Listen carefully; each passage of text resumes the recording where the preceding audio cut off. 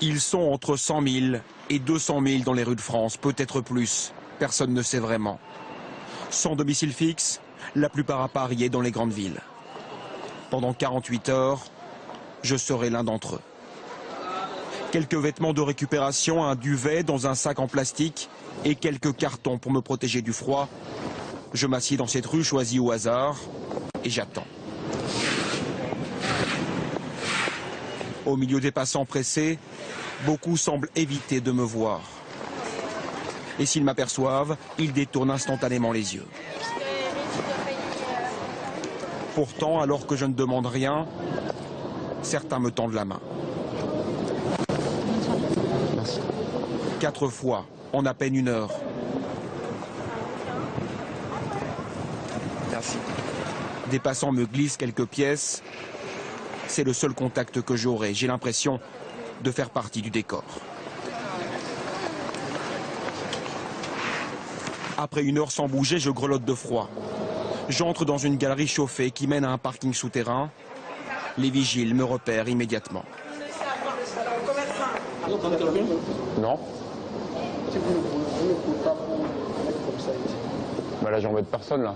C'est pas autorisé à C'est juste parce qu'il fait un peu chaud aussi, là. Ah, oui, c'est ça. Mais là... La nuit est là, il pleut et je n'ai nulle part où aller. Je décide d'appeler le 115, le numéro du SAMU social. D'une cabine ou d'un portable, l'appel est gratuit. Bonjour. Compte tenu du nombre d'appels importants, C'est occupé. nos lignes sont Une voix me le dit en boucle, en français, en anglais, en russe, en roumain ou en arabe. Je reprends ma route. Je cherche conseil auprès de SDF. Excusez-moi. Vous connaissez pas un plan pour dormir la nuit, là, cette nuit? C'est galère. Y a rien, là? Non, c'est galère. C'est dans la merde. Y a pas des foyers par ici? Vous voyez, voilà, le 115. 115, Gare Nation. La Nation, le métro, il est ouvert toute la nuit au chaud, pour tout le monde. Je marche donc vers Nation. En chemin, j'essaye de rappeler le 115. 115 de Paris, hello? Oui, bonsoir monsieur. Je suis à la rue et je voudrais savoir s'il y a un endroit où je peux me rendre à Paris. Là, malheureusement, on n'a plus de centre, voilà, avec 2 places disponibles à cette heure-ci. Hein. Vous nous appelez très tôt le matin à partir de 6h30 du matin. Hein. Et il y a un endroit où je peux aller éventuellement Vous essayez auprès des services des urgences de l'hôpital, quoi. C'est pas garanti parce que même eux, ils acceptent pas vraiment en ce moment. D'accord, ok. Voilà. Merci. Au revoir. Je choisis plutôt de tenter ma chance dans le RER. Excusez-moi, on m'a dit qu'il y avait un endroit où on pouvait dormir plus ou moins au chaud ici. Et il y a beaucoup de monde. C'est quoi 50 personnes toute la nuit, c'est comme ça. C'est le bon endroit de Paris. Merci. Sur les quais, au milieu des voyageurs qui attrapent un dernier train pour rentrer chez eux, je découvre des dizaines de personnes qui se préparent à passer la nuit. Certains fouillent les poubelles, d'autres installent des campements de fortune. Je comprends que l'endroit est plus organisé qu'il n'y paraît. Il vaut mieux se mettre où? Il faut trouver un endroit où il n'y a personne. C'est la même chose partout. C'est pas la place de quelqu'un qui est habitué. Bon, moi, mon place, c'est ici. Vous êtes habitué? Ouais. 2 ans et demi, ça fait que je dors ici, moi. Moi, j'étais plusieurs fois, on m'a volé. Et ça arrive des bagarres, des provocations, ça arrive.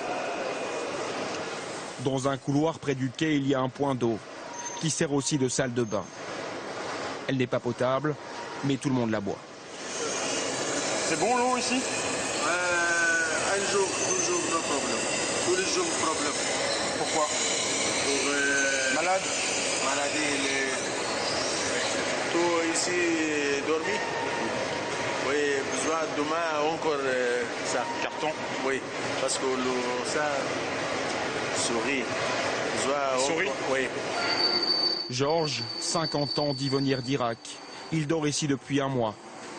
La journée, il travaille au noir dans le bâtiment. Le soir, il revient sur son banc. Il comprend que je n'ai pas l'habitude. Patiemment, il me montre comment m'installer. D'accord, ok. C'est dur quand même, ici.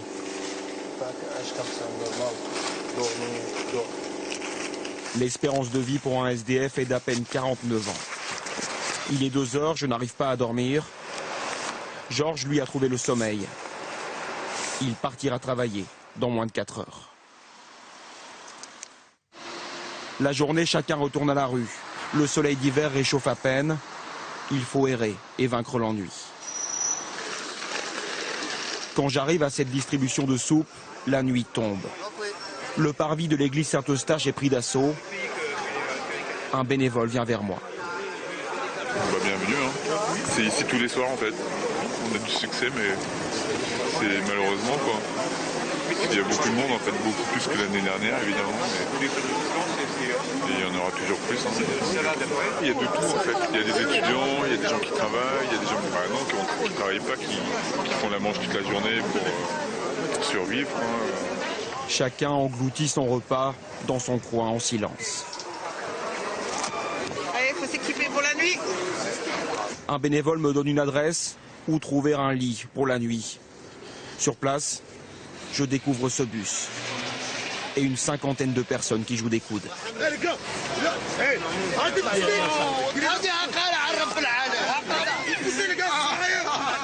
Là, tout de suite, maintenant, ici, j'aurai pas de place. J'ai plus de place ici. Je dois traverser toute la ville pour trouver enfin une place dans un autre bus. Hey, les gars, reculez un peu, reculez un peu. On a pas, s'il vous plaît. Les gars, ça va un petit peu, s'il vous plaît. Nous sommes entassés. Le trajet dure une vingtaine de minutes. La plupart des gens ici sont des sans-papiers. Arrivé dans le centre, c'est la course.